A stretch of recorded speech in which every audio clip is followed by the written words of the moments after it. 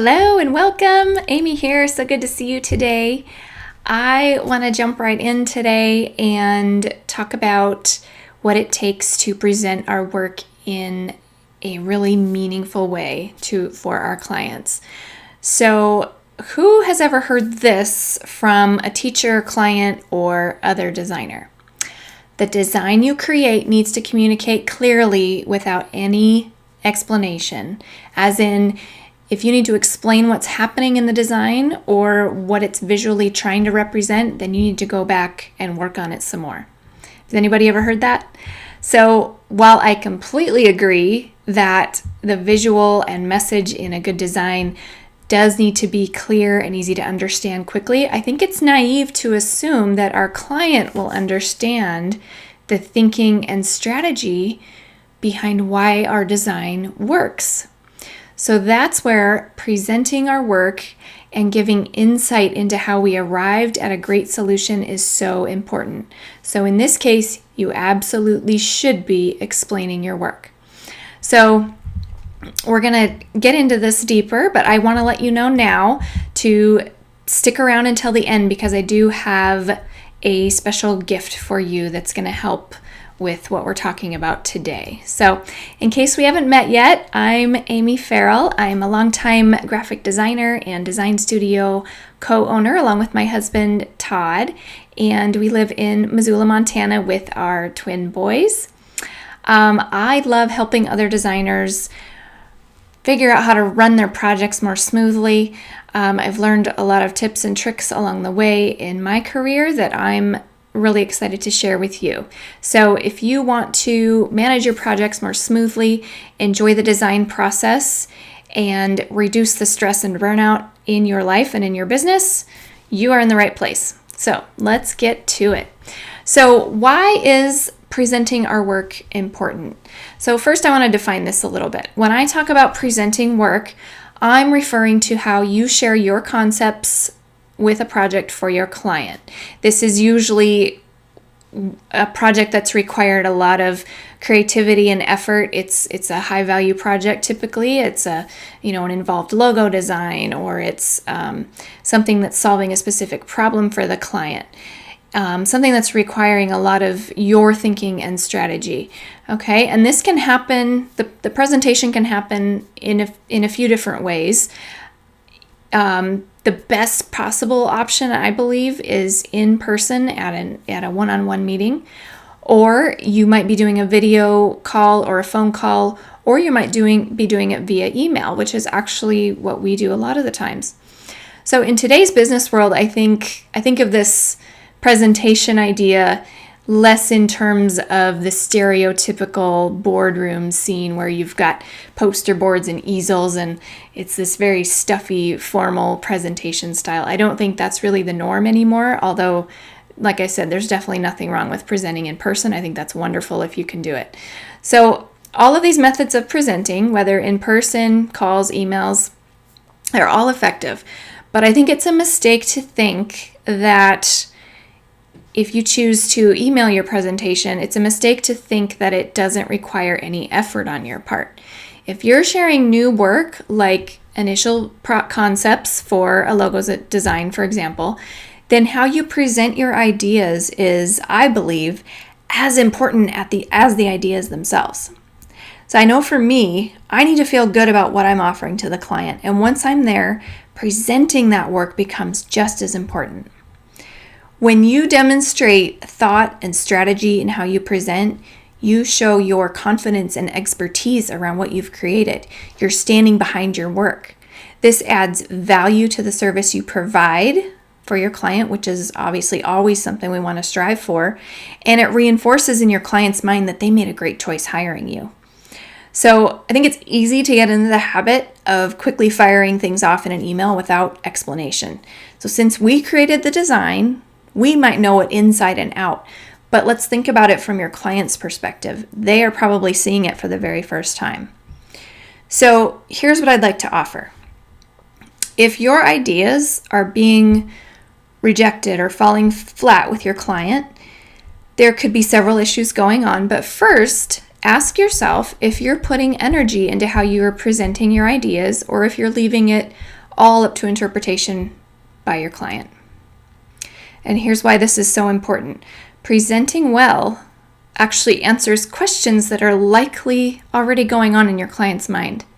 So speaking in general, questions your client might be asking are, does this meet my goals and specifications for the project? Is this design representative of my brand?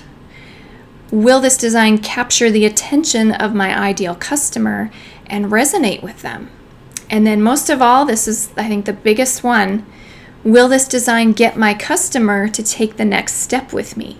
Will it get them to contact me or buy something or sign up or share it with their friends? Whatever their specific call to action is. So when you think of it this way and you address these thoughts when presenting, it allows your client to trust you even more. And it's insight into your thinking and problem-solving skills, which is what makes you unique and special.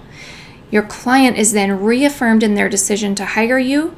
You are acting like a professional. They're seeing the project more from your perspective, which is helpful, especially early on in the project. And by the way, when this is done right, it's a good sign that the rest of the project will go smoothly when you can get that initial buy-in from your client. So what should you include in your presentation of ideas? And again, this applies no matter how you choose to do it, whether it's in person, phone or video call, or an email. So do these steps no matter what. So aside from the obvious that what you show needs to look great and professional, that's a given, right? Here's a few tips for what you should include in your presentation. Number 1, recap the goals and specifications for the project. This is a reminder of what you discussed with your client and how you both agreed to move forward. Remember, your client is likely working on many other things. They're busy. Their brain is not fully immersed in your design project that you're doing for them, okay? They will likely welcome a brief reminder to quickly get them back up to speed on exactly what this project is about and the specifications of it. So next, explain how your designs meet the project goals and solves their problem. And I think this is just good practice to get into, right? If you're ready to present your designs, you should also be ready to back them up with the facts, right? Here's how this design meets this goal. It's as simple as that. Next, let them know what you need from them in order to move forward. And if the project is time sensitive, let them know when you need to hear back in order to stay on schedule. Next, how should they contact you if they have questions? And make this easy.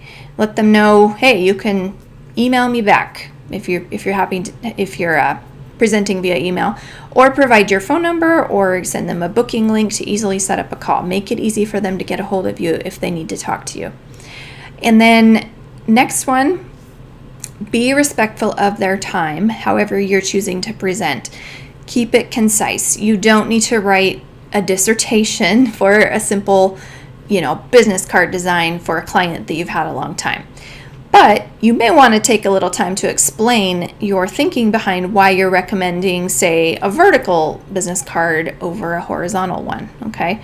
The level of effort in presenting should be proportionate to the level of goals or problem you're solving for the client. A bigger, more important project like a logo design, may require a longer presentation. So just think of it that way. Use your best judgment. A rule I try to follow, if you're communicating via email, for example, write a draft. Then if you're wordy like me, reread it and see if you can cut it by 30 to 50%. So only the most important points are left. We don't want to lose the client halfway through our presentation, right? All right.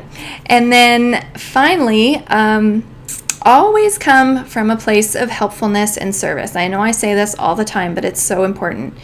And just remember, as you're presenting your work, you're not defending your work. I kind of take offense to that term when people talk about it in professional realms. When you go straight to defending, that's basically putting yourself into defense mode. And that's going to put people off on the other side and cause them to want to defend back, right? No, how this should be approached is that you're sharing how your ideas solve the design problems at hand. And just remember that the client still has the ultimate choice to accept or reject your concepts. So just be okay with that. And then be prepared to maybe have a deeper, longer conversation at another time if needed, or then if that works for everyone. So key takeaway today, creating your work is an important part of the design process, but presenting it well is just as important. So I encourage you, don't skimp on this step, okay? So I know this was a lot of information I just threw at you.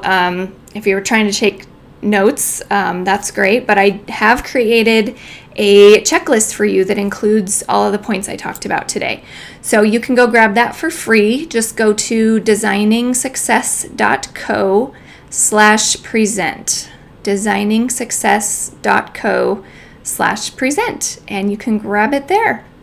All right, I hope that was helpful. As always, drop any comments, questions, thoughts, and I look forward to connecting with you soon. Bye. Have a wonderful day.